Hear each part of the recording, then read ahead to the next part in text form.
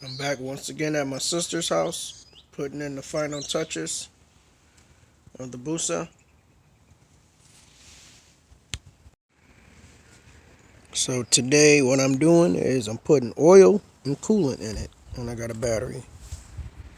Only downfall about this battery is this battery cost me close to $200, and they said it's charged, but I had this battery for about 2 months, and I'm not sure how much charge it's got because it's a lithium ion, and you need a special charger to charge it because you got to balance the top port.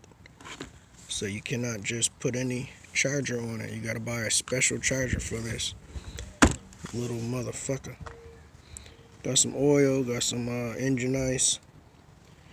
So we're going to change the oil. We'll put oil in it, put some coolant in it. And I found out, because I don't think it's safe, like I said, I put the blocks on it, and the chain that was given to me was a little bit extended, but I'm going to take the blocks off because I found out, I don't know how safe it is, but I'm not doing it. I'm not about to find out. I found out one master link, two master links. I'm not about to find out if you can ride with two master links. So I'm going to take the blocks off, put the wheel back to the stock wheelbase. It only sucks because I already put the extended brake bar on it here and the extended brake line. I just got to remove the extended brake bar, put the stock one back on. I'm going to leave the brake line on. I got a pipe at home that I'm going to change out because apparently they ran this bike with a setup that allowed it to have an O2 sensor. If I remember correctly, these bikes don't come with O2 sensors for this year.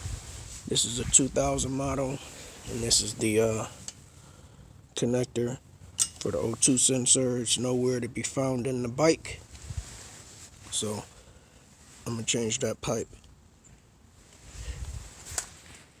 So let's get to it. First thing I'm gonna do is take these blocks off and shorten out this chain.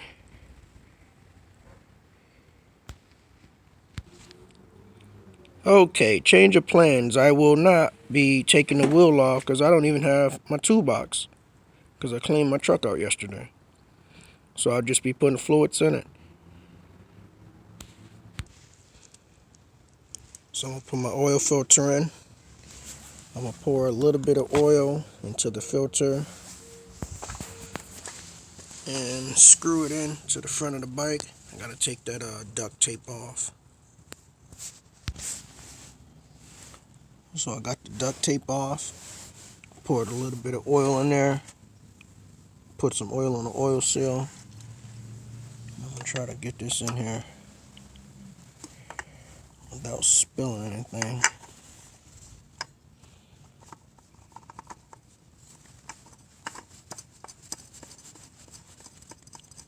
Just tighten it up tight as you can go by hand. It should be good enough. But make sure you tighten it up enough that the vibration doesn't rattle it out.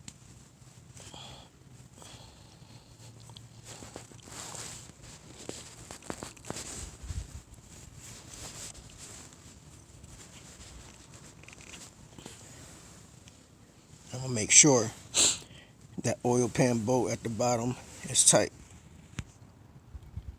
I keep saying shit and I can't do shit. I keep saying I'm gonna do something and I can't do it because I ain't got no tools. But my sister got some tools, at least small enough to get to that oil pan bolt. I'm gonna just double check and make sure it's tight. Oil pan bolt is tight. Now we can start adding our oil. Twist your cap off here. Sometimes these little things can be hard. You may have to put a pair of pliers or some vice grips on it just to get that cap off. I'm gonna start adding oil. Now I'm gonna pour my coolant in. I already loosened the cap here.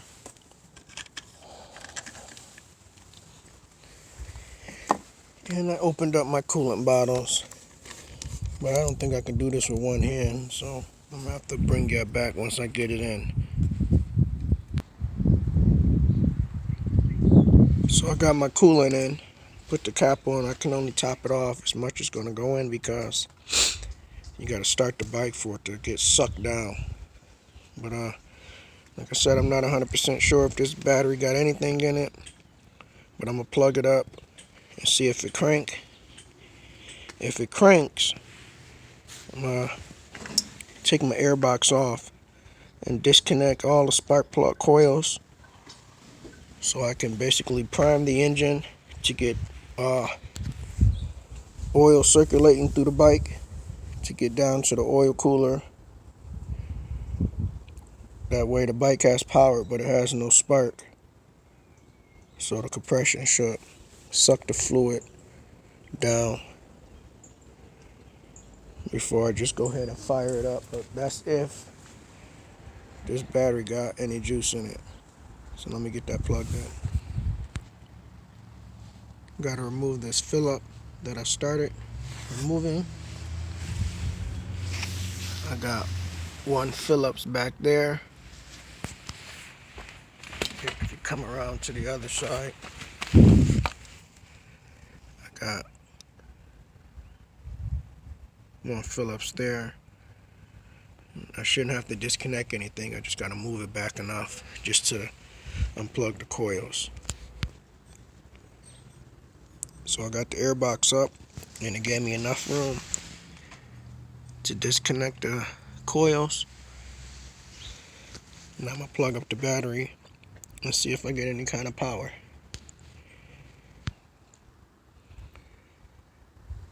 So I got the battery plugged in. Let's see if we get any power. I doubt it. And we got power.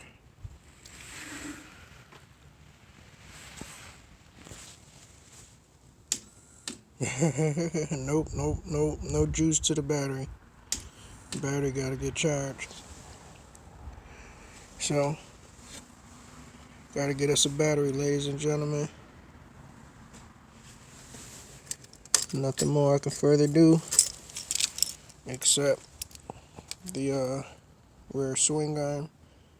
Get that back to the stock wheelbase. But I gotta get my tools. So I'm gonna end this video here. Next time, hopefully we'll have a battery and we'll have our tools. Maybe we all can hear this baby fire up after she get primed. Make sure y'all comment, like, and subscribe. See y'all in the next video.